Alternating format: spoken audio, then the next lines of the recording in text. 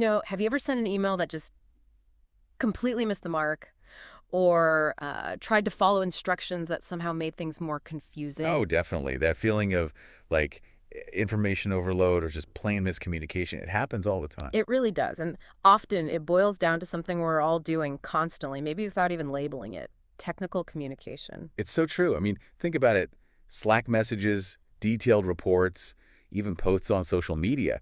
So much of how we exchange info, especially at work, fits under this umbrella. Right. Okay, let's unpack this.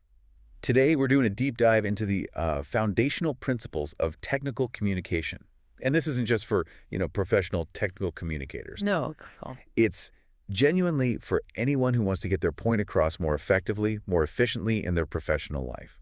We're drawing heavily from a key text here, Introduction to Technical Communication by Mike Markel and Stuart Selber. So, our mission today is pretty clear. We want to pull out the most important insights from these sources, help you understand what technical communication actually is, why it's so vital for your career, and crucially, how you can start using these strategies right away to be a better communicator, no matter your field. Okay, so let's start right at the beginning. What exactly is technical communication? Well, the sources basically define it as the set of things people do to uh, discover information, shape it, and then transmit it, get it out there. And it happens through, well, tons of different documents, Yeah. things we use every day. Exactly. Proposals, emails, reports, help files on your computer, blogs, wikis. Even podcasts, tweets, texts, it's really everywhere. What's fascinating here is that it uses the same four basic communication modes we always use: listening, speaking, reading, and writing. So it's familiar territory. It's not some completely different skill set. Right. But the biggest difference, the thing that really sets it apart, is its intense focus on purpose and audience. That's really the core of it. Yeah, that focus on purpose seems absolutely central.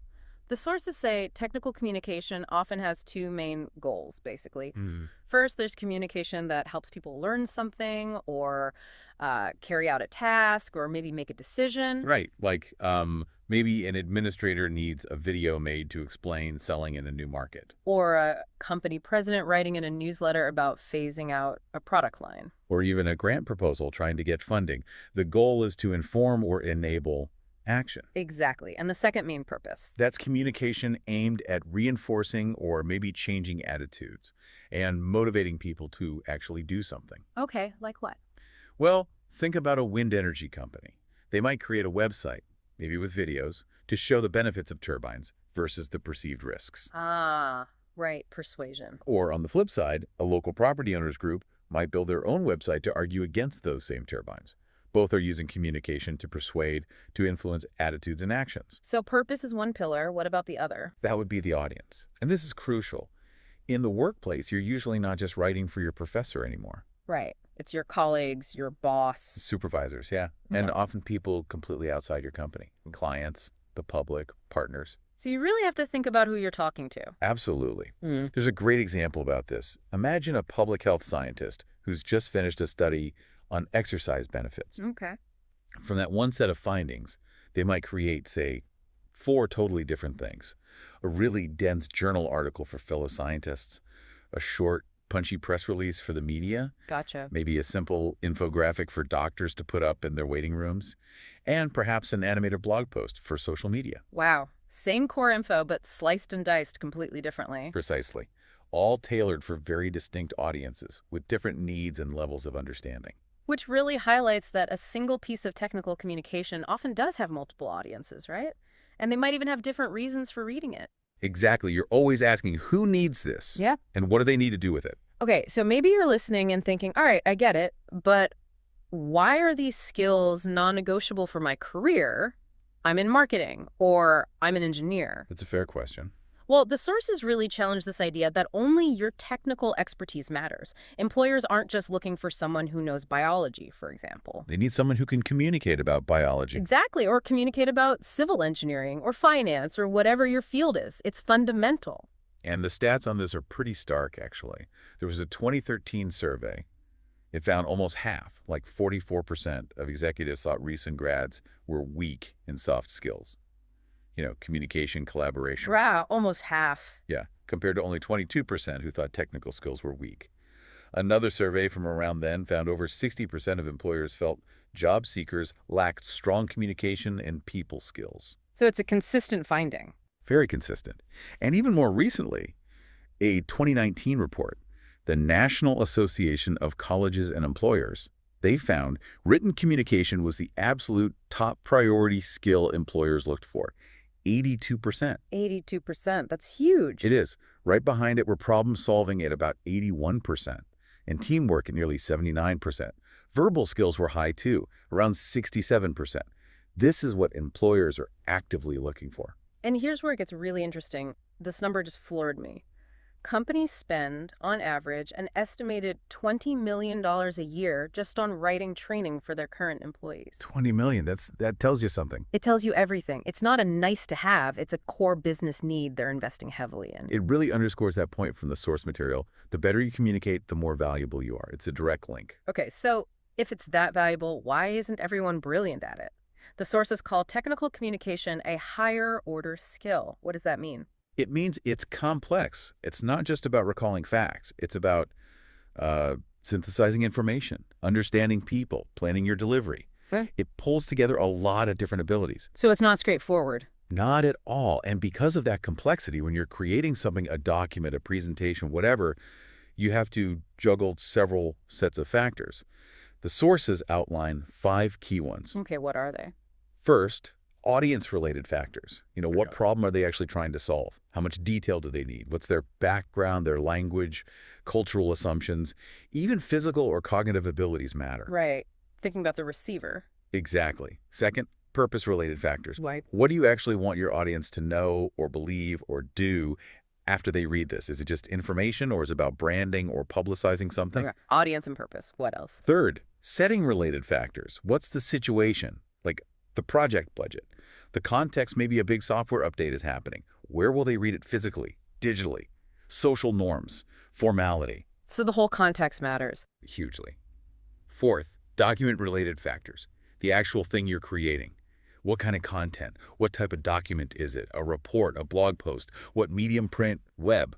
Are there templates or style guides you have to use? Makes sense. And the last one? Fifth is process-related factors. How are you going to create it? Is there already a process? How much planning time do you have? What tools will you use? What's the budget for the creation itself? Does it need testing? Will it need updating later? Wow. Okay. That's a lot to think about. It is. And the crucial thing is these factors all interact. They pull on each other. You often have to make compromises. Can you give an example of that? Sure. Let's say you're writing instructions for a water heater. Yeah. And they must be usable by Spanish speakers. Okay. Well, right away, you'll need more time for translation, probably a bigger budget for a good translator. The document itself might get longer. Right. Spanish often takes more space than English. Exactly. So maybe using really small pages or cheap paper isn't feasible anymore. Maybe full-color printing is out because of cost. You're constantly balancing resources, time, information, money to hit that main goal. So it's a balancing act. Given all that complexity, what makes a technical document actually good? What makes it work? Well, the sources list 6 main characteristics that most successful technical documents share. First, it addresses particular readers. It's targeted. Not just thrown out there. Right. Second, it helps those readers solve problems, whether that's understanding benefits or assembling furniture. Third, it uses design like layout, fonts, color effectively to make it easier to use. Usability through design. Okay. Fourth, it's usually produced collaboratively. Very few complex documents are just one person's work anymore. Fifth, it consists of words or images or usually both. Multimedia, essentially. Kind of, yeah. And sixth, it reflects the organization's goals and culture. It feels like it comes from that company or group. Those are the basic characteristics. But what about excellence? What makes one stand out? For that, the sources offer 9 measures of excellence. Think of them in maybe 3 groups. First is about integrity. Okay. Is it honest? That's paramount. Dishonesty can have serious legal trouble down the line. And is it accurate? Errors cause confusion, cost money, even cause harm. Honesty and accuracy. Got it. What's next? Second group is about clarity. Is it actually clear? Yeah. Ambiguity can be dangerous and expensive. Is it concise? Good technical writing is efficient. Aim to trim maybe 10–20% from your first draft. Use fewer words, clearer sentences. Less is more. Often, yes. And is it correct? This means nailing the grammar, punctuation, style, usage, diction, all the mechanics. The technical correctness of the writing itself. Exactly. And the third group is about impact. Is it accessible? Can people easily find it, navigate it, understand it, including people with different abilities? Okay. Is it comprehensive? Does it cover what it needs to without leaving gaps? Does it have a professional appearance? Does it look credible? And finally, is it usable? Does it actually work for the audience? Does it meet their needs? Those 9 points: honesty, clarity, accessibility, comprehensiveness, appearance, usability, accuracy, conciseness, correctness. They really cover all the bases. They do, and you can see how they all feed back into serving the audience and achieving the purpose. Absolutely. It all connects. So that's the documents. What about the people? What skills or qualities make someone a successful communicator in this technical space? The sources highlight 3 really key problem-solving skills. First is the ability to perform research, Meaning? knowing how to find the best information, accurate, relevant, unbiased. Yeah. Like if you need specs for a Prius, you go to Toyota's official site, right? Not just random forum posts. Right. Source credibility. Exactly. Second is the ability to analyze information. This is about more than just finding facts. It's sifting through data, seeing patterns, evaluating situations, considering different viewpoints, really homing in on what's important. Critical thinking, basically. That's a big part of it, yes. And third is the ability to speak and write clearly, expressing yourself simply, directly, tailoring your message, and being willing to revise, edit, proofread meticulously for professionalism. Research, analysis, clear expression. Makes sense. Are there other qualities? Yes, beyond just skills, there are important professional attitudes and work habits. Be honest, always. Be willing to learn. Be a lifelong learner. Display emotional intelligence, understand and manage emotions, yours and others. EQ. Yeah. Important. Be generous, share information when appropriate, but also know when to protect confidential stuff. Monitor the best information, stay current in your field. Be self-disciplined. And crucially these days, prioritize and respond quickly, especially with social media moving so fast. That's a solid list of professional habits. Okay, we understand the factors, the qualities of good documents, the skills of good communicators. What about the actual process of writing? How do the sources break that down? They outline a pretty standard but effective 5-stage process: planning, drafting, revising, editing, and proofreading. Okay, walk us through this quickly. Sure. Planning is job 1. Analyze your audience, your purpose, brainstorm ideas, do your research, organize everything, maybe make an outline, choose your tools, your design, Yep. figure out a schedule and budget, all that upfront work. The foundational stuff. Exactly. Then comes drafting. Just getting the words down. Don't aim for perfection here. Use templates if you have them. Just write. Get it on paper or screen. Right. Revising is next, and this is crucial. You look at the big picture. Does it make sense for the audience? Does it achieve the purpose? Is the content solid? Often you get feedback here. Looking at the forest, not just the trees. Precisely. Then comes editing. Now you zoom in on the trees or maybe the leaves. You're improving grammar, punctuation, style, word choice, mechanics, getting the language right. Polishing it up. Exactly. Yeah. And finally, proofreading. This is that last final check. Hunting for typos, repeated words, spelling errors, the very last quality control step before it goes out. Planning, drafting, revising, editing, proofreading. A systematic approach. It provides structure, which is really helpful for complex tasks. Let's make this even more concrete. Can we look at some real-world examples from the source material? Yeah, absolutely. One good one is a video from the U.S. Department of Energy about solar power. Okay, what about it? Well, it was clearly designed for the general public, meant for social media. So it uses things like animation, nice graphics, clear voiceover. It even includes a transcript for accessibility. So it's using the medium effectively for its audience and purpose. Perfectly. It shows how visuals and simple structure really help understanding when you're talking to a broad audience. What's another example? There's a graphic comparing collaboration using a wiki versus using email. Oh, I think I saw that. How does it work? It visually shows email collaboration as this messy, well, you called it spaghetti earlier, and that's a good word for it. Lots of back and forth, edit, view, send, receive cycles. Super complicated. Right, whereas the wiki. The wiki is shown as much cleaner, just a central place where everyone edits directly. Yeah. Much simpler, much more direct. This raises an important question. Seeing it visually like that really drives home how the tool itself impacts the communication process, doesn't it? Absolutely. It's a great piece of technical communication about technical communication tools. Okay, one more. Sure.